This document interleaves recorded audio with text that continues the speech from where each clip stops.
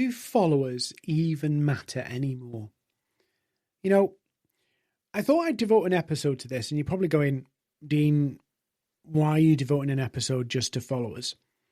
Well, this is marking a fundamental shift of how social media works.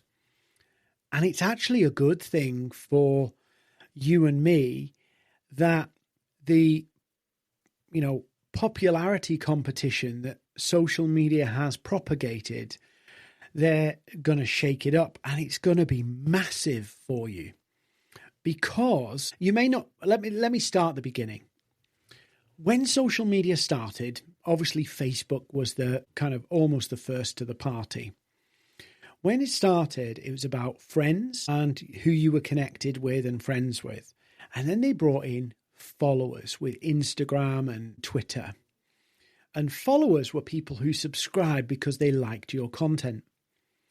And it used to be, emphasis on used to be, that your follower count would give you an advantage with your content. And it turns out that grew and grew and grew and created what we call the creator economy or the influencer culture. But guess what? As social media evolves, they've realized that that inbuilt advantage doesn't work for the platforms anymore. And social media platforms are horrendous at rug pulling. They create a feature, people jump on it and own it and leverage it, and then they make the feature more difficult. This is a trend that has happened in every platform, every new feature.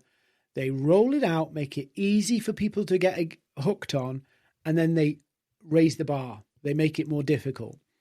Why do they do that? Well, they do not want people checking out.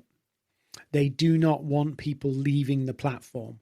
They want to keep people on the platform because that's how social media platforms make money. They make money from creators spending all of their time on the platform, creating the content, and consumers scrolling and eating it up. In one sense, it's the perfect business model when you think about it. We'll get people so hooked on the platform, they will fill it full of content that keeps other people on the platform for longer so we can sell that attention to other people. It's like a TV channel where they basically let the audience compete to get their slot on the channel. So why is this a great opportunity for you? It's because the follower count is less and less important. Now we've got AI. The AI is studying our behavior, studying what we consume, and it can show us more of what interests us rather than rely on who we've chosen to follow. You see, we think about that follow button as it's useful for us because we can self-select what we want to see more of. But actually, that follow button is for the platform to know what we want to see. In other words, so they can show us more of what will keep us on the platform. But now the AI is smarter than that, and the AI will figure it out for them so they don't have to risk us seeing something we're not interested in. That feed can be permanently populated with things that interest us. So where's the opportunity here for the average person on social media? Where's the opportunity? Well, the opportunity is in the niche content. The theory of building an audience on social media is changing. And the theory was amass a large audience and convert from it. And the reality is that no longer suits social media. So the advantage here is if you start to really focus on a niche audience where you're adding value in a very specific specific group of people about very specific issues, guess what? You can benefit from the platform because the platform will figure out Dean does content about this. This is what he talks about. This is who it's relevant to. I can serve it to people who exactly are relevant with that. So this whole premise of having followers, this whole premise of getting more and more people to see your content is over. It's over. You're already seeing brands putting more money into people with niche audiences than big, broad audiences. So the win here is that the follower count no longer and will no longer determine who sees your content. It will be about understanding the platform, understanding who you're for and the key things you talk about, and the platform will do the matching. And we know how this works. On every platform, there's a universal law. If you don't create dwell time and discussion, and you can dig into the algorithm in all you want, all the nuances of different algorithms, but it comes down to, if you don't create dwell time and discussion, you're invisible. So the challenge here is not how do you master an algorithm? How do you get more visibility? It's, do you know how to retain exactly the right audience's attention? And do you know how to get them sharing their thoughts? Those are skills and techniques, whatever you want to call them, that transcend social media. If you can master engaging a specific group of people and getting them to share their ideas, that will work on any platform. Any platform. The algorithm will figure out who's interested and who's not. But as long as we keep going down this route of how do I appeal to as many people as possible, we actually confuse the algorithms, because one person doesn't find us interested, next person does. One person thinks it's irrelevant. Why is that? Because we're all over the show.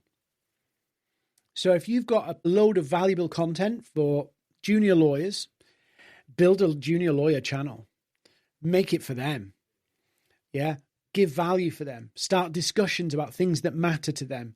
Touch them in their emotions. Make them laugh, cry, shout, angry, whatever. That's where the secret of where social media is going. The follower value is over. The value of having lots and lots of followers is done. You know, that has already died. It's working its way out in the wash. Now you have the advantage of going, how do I build that niche audience? And that means you may not need thousands of people, but if the right 100 people see your stuff, you're unstoppable. One of my friends on LinkedIn, Melina, shared a post that I thought was really kick-ass today about people complaining about the drop in impressions. And she shared almost like a quote of somebody saying, oh, I only got 500 impressions on my last post. And then she shared an image of what 500 people looks like. And I thought it was a brilliant post because it was kind of contrasting. Actually, do you realize what 500 people are like? And then the argument, the next thought, and I commented on a post because I thought it was brilliant. The next thought is, who are your 500 people? Because if you're creating content and you're creating content for a broad audience, that 500 people is pretty splintered. It could be all sorts of different people, random people. It could be somebody who found it funny. It could be somebody who found you insightful. It could be all sorts of random people. How does an algorithm know who you are most relevant for if that is such a hodgepodge of people? How does it know where to distribute it? And what if it gets it wrong and it distributes it to this group of people and then all of a sudden they don't like it? It was just a fluke that those people liked it and spent time in it. So this is where this niche opportunity comes in. Start to position yourself as a sought-after specialist.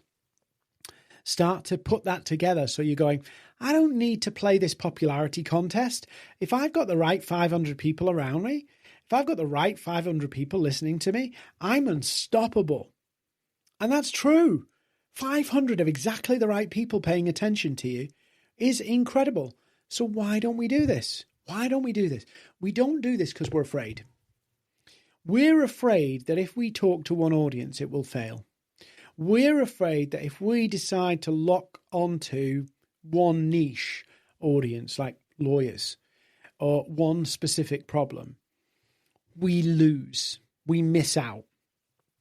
But universal law of life, specialists make more money than generalists. And one of the biggest delusions we have in that area is we think we're a specialist and we're actually behaving like a generalist.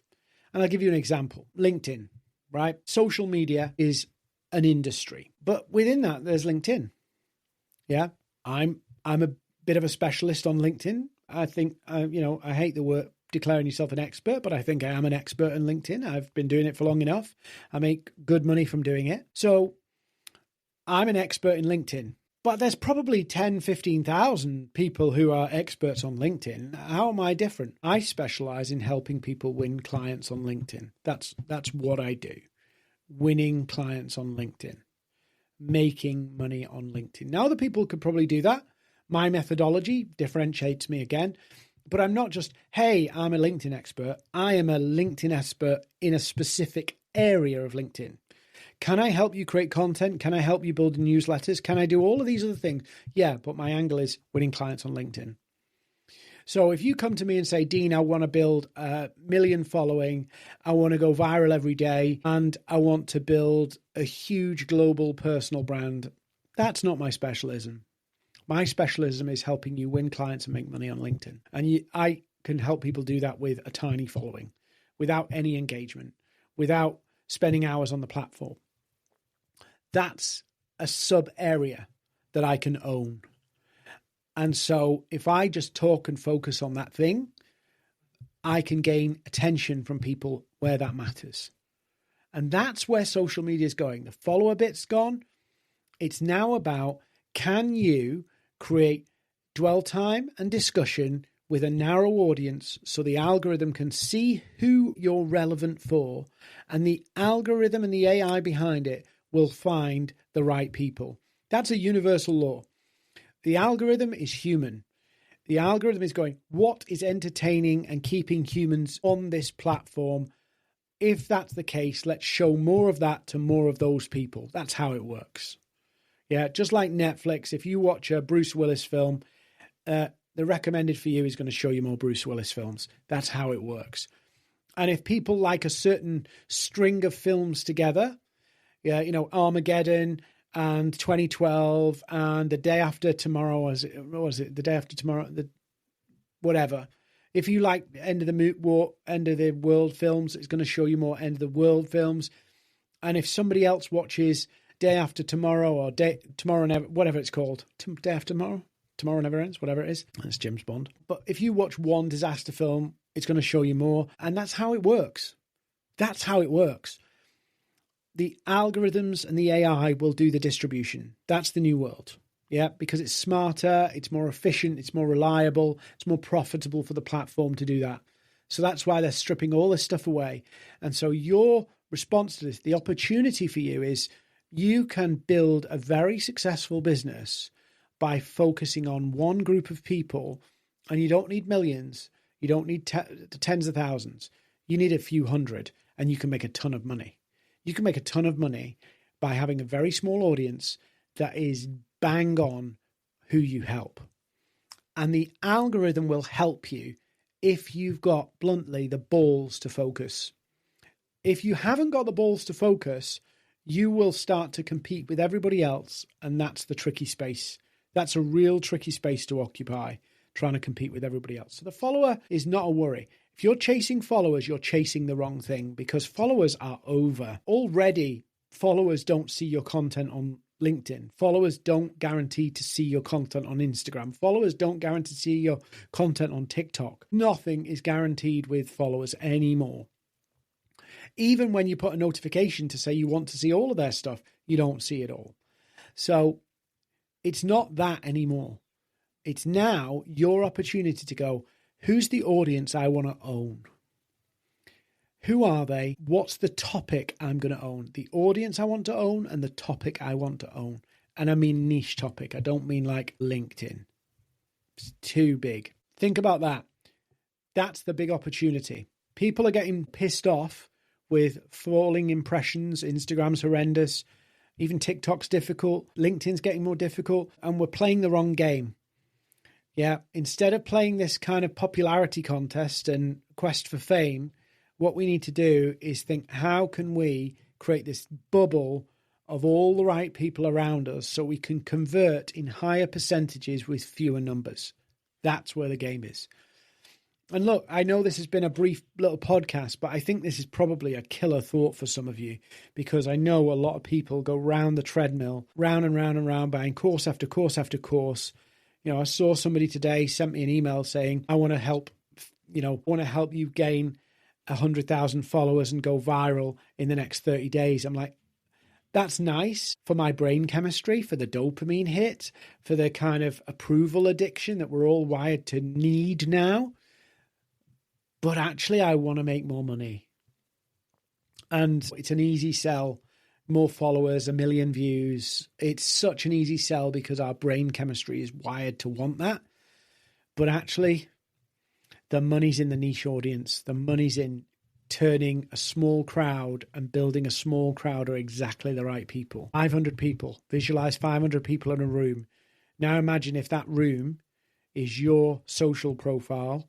And now imagine if you focus so that you get the right 500 people to take those seats.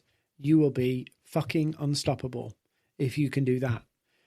Instead of trying to go, how do I get 10,000 bums on those seats to see my content? I don't care what the content is, as long as I get 10,000 bums on seats. 10,000 impressions, 50,000 impressions will be all okay. Doesn't matter who they are. That's the reality of social media right now. People are chasing. It doesn't matter who's following you. It doesn't matter who's engaging. As long as you got it. As long as you got it. And it's like, what are we doing here? What are we doing here? That's for another day. Anyway, followers are dead. Niche audience are in. And you've got a level playing field to build yours. One audience, topic, one niche topic. The algorithm will work with you if you focus on that, because it'll know who that matches, who that resonates with, and it'll know who not. And then you end up with an audience of buyers rather than just performing to a crowd.